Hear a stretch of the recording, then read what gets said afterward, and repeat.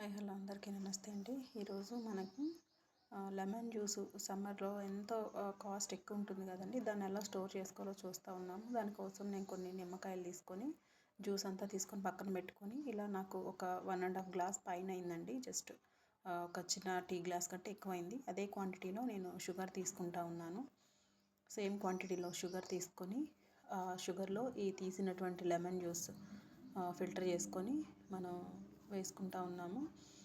తర్వాత దీన్ని మనం ఇట్లా మిక్స్ చేసుకొని అంతా కూడా డీప్ ఫ్రిడ్జ్లో పెట్టుకోండి. నేనైతే ఇక్కడ కొంచెం పట్టిక బెల్లం కూడా తీసుకుంటా ఉన్నానండి. పట్టిక బెల్లాన్ని చక్కగా మొత్తం కూడా గ్రైండ్ చేసుకొని దానికి కూడా మిగిలిన నిమ్మ జ్యూస్ అంటే ఇంకా నాకు ఒక హాఫ్ గ్లాస్ వరకు ఉంది. దాన్ని పట్టిక బెల్లంతో చేయాలని ఇట్లా చేస్తూ ఉన్నాను. షుగర్ ఇష్టం లేని వాళ్ళు ఇలా కూడా చేసుకోవచ్చు. సో ఇలా ఫిల్టర్ చేసుకొని చక్కగా మిక్స్ చేసి పక్కన పెట్టుకోండి.